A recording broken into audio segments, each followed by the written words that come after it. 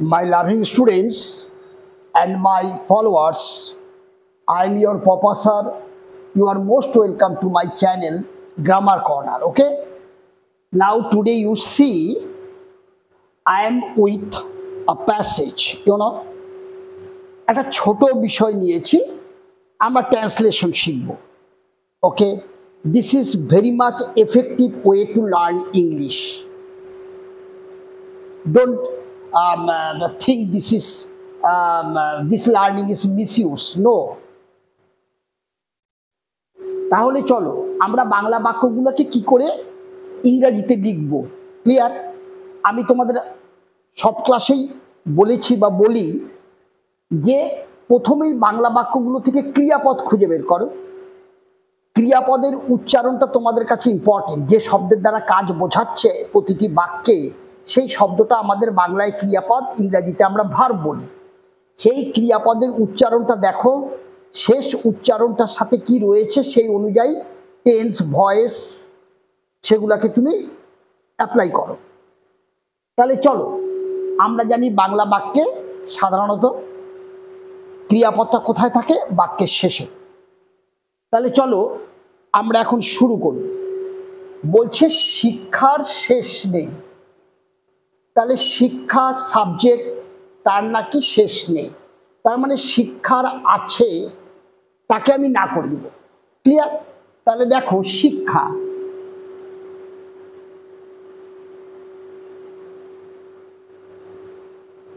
Education.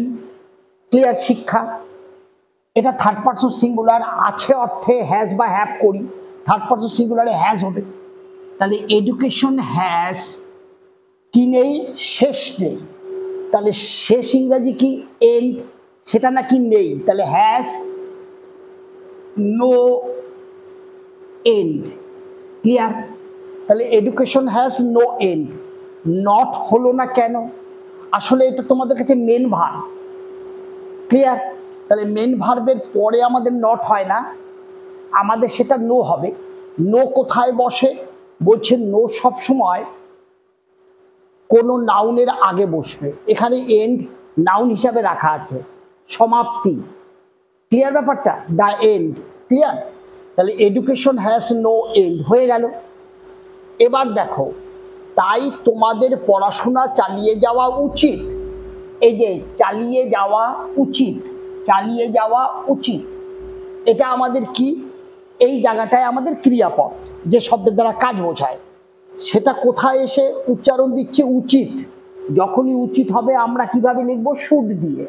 দেখবে আমি should, must, মাইট সব ব্যবহার আমি অলরেডি দিয়ে ফেলেছি। তোমরা শুধু আমার ভিডিওগুলোকে জাস্ট ফলো আপ করো ওয়ান আফটার অ্যানাদার। ক্লিয়ার? তাহলে উচিত মানে শুড। ক্লিয়ার?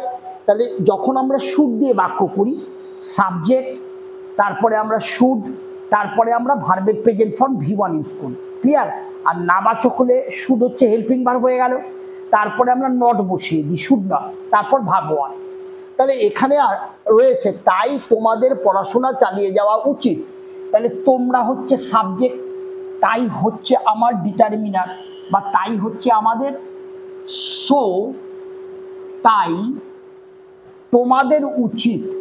তাহলে তোমাদের উচিত, ইউ মানে তুমিও হও, ইউ মানে তোমরাও হয়। তাহলে সাবজেক্ট বসে গেল, সাবজেক্টের পরে আমরা কি বসাবো? শুড বসাবো, শুড। তাহলে কি লিখলাম? তাই তোমাদের উচিত, ইউ শুড। এবার কি করা উচিত? চালিয়ে যাওয়া। আমি একটা গ্রুপ ভার্ব বসিয়ে দিলাম, চালিয়ে যাওয়া। কোনো কাজ চালিয়ে যাওয়া, একটা গ্রুপ ভার্ব বসালাম, keep up. Keep up group verb, এটার মানে কি? বজায় রাখা। ক্লিয়ার? তাহলে so you should keep up, তাই তোমরা কি করবে? বজায় রাখবে। কি বজায় রাখবে? বলছে তোমাদের পড়াশোনা, তাই তোমাদের পড়াশোনা চালিয়ে যাওয়া উচিত। তার মানে তাই তোমরা বজায় রাখবে, মানে বজায় রাখা উচিত। ইউ শুড কিপ আপ তোমাদের পড়াশোনা। তাহলে ইয়োর রিডিং। ক্লিয়ার? এবার চলো, বহু তরুণ তাদের ডিগ্রি লাভের পর বই বন্ধ করে রাখে। এই যে বন্ধ করে দেয়, এটা হচ্ছে আমাদের বাংলায় ক্রিয়াপদ। ক্লিয়ার? এবং এটা কোথায় গিয়ে থামলো? রাখে এতে গিয়ে শেষ হতো। যখন বাংলা ক্রিয়াপদ এ ই ওতে শেষ হয় তখন আমরা জানি সিম্পল প্রেজেন্টের অ্যাক্টিভ দিয়ে লিখবো, সাবজেক্ট V1 এই ফর্মে লিখব, অর্থাৎ V1 মানে ভার্বের প্রেজেন্ট ফর্ম। তাহলে চলো, বহু তরুণ এরা হচ্ছে আমার সাবজেক্ট, এরা কি করে? বন্ধ করে রাখে। তাহলে সাবজেক্ট আগে তারপর ভার্ব। তাহলে চলো, মেনি ইয়াং পিপল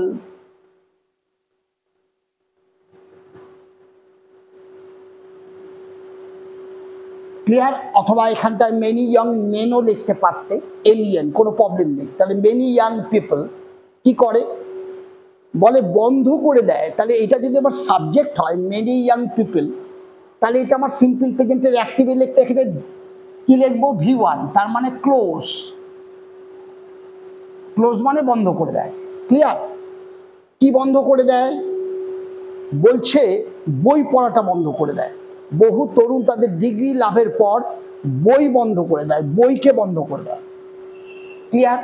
তাহলে আমরা কি লিখবো? Close the book. বইকে পড়া বন্ধ করে দেয়, তার মানে many young people close the book. Clear? এখানে তোমরা ক্লোজ দ্য বুক মানেই পড়া বন্ধ করে দেয়। এবার কি বলছে দেখো, কখন? তাদের ডিগ্রি লাভের পর।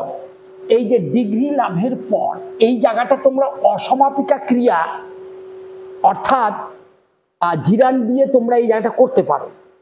ক্লিয়ার? আবার তোমরা সরাসরি এটাকে টেন্স দিয়েও করতে পারো। কিভাবে? বলছে তাদের ডিগ্রি লাভের পর, তার মানে আফটার তারা ডিগ্রি লাভ করেছে। তাহলে আমরা ক্লজে যদি লিখি তাহলে কি লিখবো? Close the book after. After মানে পরে। কিসের পরে? আফটার দে হ্যাভ আর্নড, লাভ করা, EARNED, আর্নড মানে লাভ করা। আফটার দে হ্যাভ, এটা আমরা প্রেজেন্ট পারফেক্টলি লিখছি, যেটা তারা আর্ন করে ফেলেছে, মানে ডিগ্রি আর্ন করে ফেলেছে, তারপরে পড়া বন্ধ করে দেয়। তাহলে আফটার দে হ্যাভ আর্নড, কি আর্নড? দেয়ার ডিগ্রি। ক্লিয়ার? এইভাবে তোমরা কিন্তু এটা ক্লজে লিখতে পারো। এটা ক্লজে লেখা আছে, এটা আমাদের লিঙ্কার, আর এটা আমাদের একটা ক্লজ, সাবঅর্ডিনেট ক্লজ দিয়ে লিখলাম। এটাকে তোমরা ফ্রেজেও লিখতে পারো, অর্থাৎ এই ভার্বকে তোমরা এই যে ভার্বটাকে নাও ব্যবহার করতে পারো, ফ্রেজেও করতে পারো। কিভাবে? After having the degree. বাক্যকে ছোট করলে আমরা সিম্পল করি, তখন ক্লজ না দিয়ে আমরা ফ্রেজ করি। আমরা যদি বলে দিতাম আফটার হ্যাভিং দেয়ার ডিগ্রি, তাহলেও আমাদের হয়ে যাবে, কোনো প্রবলেম নেই। ক্লিয়ার? এবার চলো, এবং আর কিছু শেখে না। তাহলে কি আছে? অ্যান্ড, এই যে শেখে, এইটা দেখো, এবং আর কিছু শেখে। শেখা ইংরেজি এতে শেষ হচ্ছে, সিম্পল প্রেজেন্টের অ্যাক্টিভ। অ্যান্ড লার্ন, এটা V1 এ আছে। অ্যান্ড লার্ন, এবং শেখে, কোনো কিছু শেখে না। অ্যান্ড লার্ন নো মোর, আর কিছু শেখে না। Clear? And learn no more. আর এটা লার্নস হচ্ছে না, কারণ এখানে তো অনেক, মানে আমরা কি বলেছি? বলছি মেনি ইয়াং পিপল, তারাই আর শেখে না। তাহলে এটা আমার V1, কিন্তু এস যুক্ত হবে না, যেহেতু আমাদের ইয়াং পিপল প্লুরাল আছে। অ্যান্ড লার্ন নো মোর গেল। তাই যা কিছু তারা শিখেছে তাও তাড়াতাড়ি ভুলে যায়। তাহলে আমি লিখি, একবার তো সো লিখেছি, এবার লিখি কাজেই, দেয়ার ফর। ঠিক আছে? কি হয়? যা কিছু তারা শিখেছে তাও তাড়াতাড়ি ভুলে যায়। কারা ভুলে? তারা, অর্থাৎ ইয়াং পিপলরা, যারা পড়াশোনা ছেড়ে দেয়। তাহলে আমরা কি লিখবো? দেয়ার ফর, তারা খুব তাড়াতাড়ি ভুলে যায়। তারা হচ্ছে সাবজেক্ট, দে সুন ফরগেট, সুন হচ্ছে তাড়াতাড়ি, ফরগেট, ক্লিয়ার? তাহলে দে শুন ফরগেট, তারা তাড়াতাড়ি ভুলে যায়। তাহলে এটা যায়, এতে শেষ হচ্ছে সিম্পল প্রেজেন্টের অ্যাক্টিভ। এটা আমাদের কাছে V1 ফর্মে আছে, ক্লিয়ার? তাহলে দে শুন ফরগেট, তারা তাড়াতাড়ি ভুলে যায়, ক্লিয়ার? এই যে ভুলে যায় এই উচ্চারণে আছে, তাই না? তাহলে সিম্পল প্রেজেন্টের অ্যাক্টিভ ফর্মে ছিল। দেয়ারফর দে শুন ফরগেট, তাই তাড়াতাড়ি তারা ভুলে যায়। কি ভুলে যায়? বলছে যা কিছু তারা শিখেছে। তাহলে হোয়াট এভার, যা কিছু, হোয়াট এভার তারা শিখেছে, দে হ্যাভ, শিখেছে, ছেছি ছো থাকলে প্রেজেন্ট পারফেক্ট টেন্সের অ্যাক্টিভ। তারা শিখেছে, দে হ্যাভ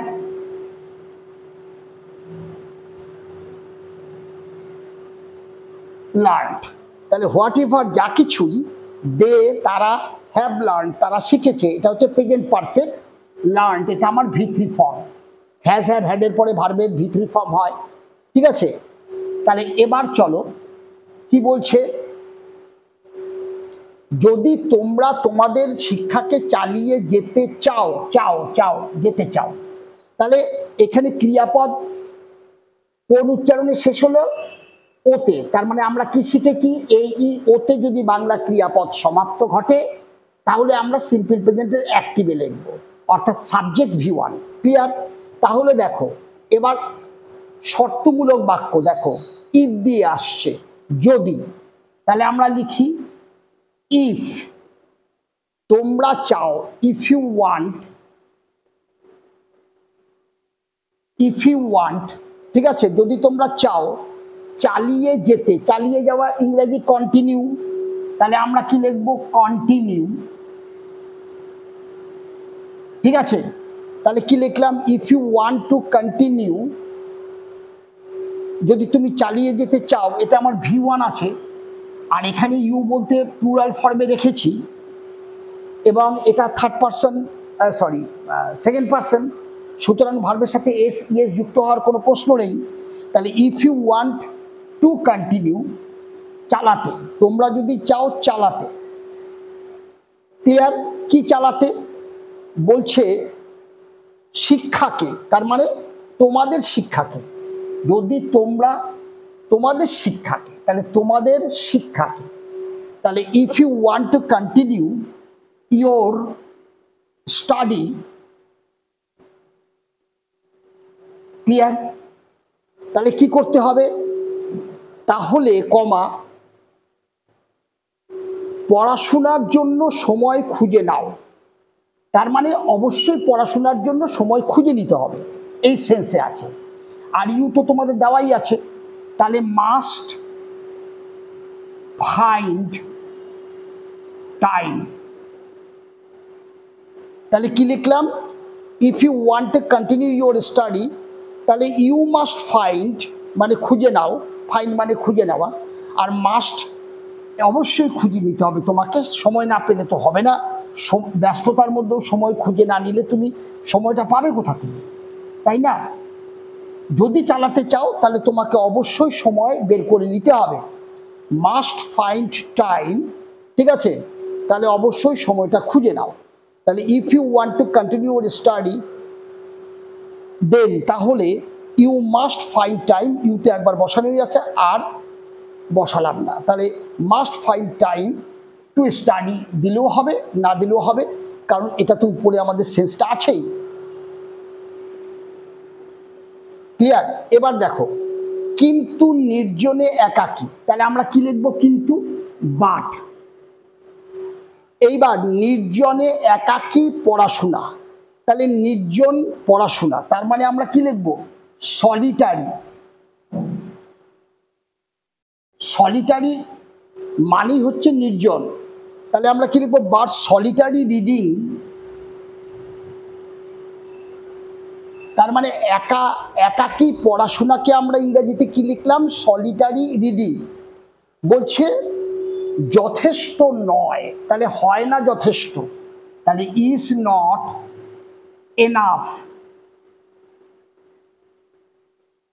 ঠিক আছে? তারপরে কি দিচ্ছে, ফুল স্টপ। তারপরে কি আছে, অপরের সঙ্গে আলোচনা এবং কথোপকথন থেকেও তোমরা অনেক কিছু শিখতে পারো। তাহলে এই যে পারা, ক্লিয়ার ব্যাপারটা? তার মানে আমরা অনেকের সাথে যদি কথা বলি, কথোপকথন করি, কনভারসেশন করি, ডিসকাশন করি, তাহলে সেই বিষয়টা আমাদেরকে শিখতে ক্ষমতা প্রদান করে। তাহলে এটা আমরা ক্যান দিয়ে করতে পারি, তাই না? এই যে শিখতে পারা, পারা ইংরেজি ক্যান দিয়ে, ক্লিয়ার? তাহলে তোমরা শিখতে পারো, তাহলে কি লিখবো, ইউ ক্যান লার্ন, হয়ে গেল। তাহলে ইউ ক্যান লার্ন, তোমরা শিখতে পারো। কি শিখতে পারো? অনেক কিছু, lot of things, lot of things, clear? তাহলে you can learn lot of things, অনেক কিছু শিখতে পারো। কিসের জন্য? অপরের সঙ্গে আলোচনা এবং কথোপকথনের থেকেও, ক্লিয়ার?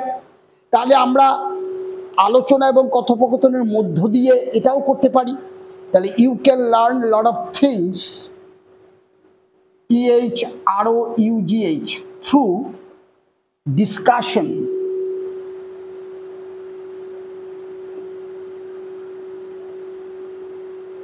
and conversation,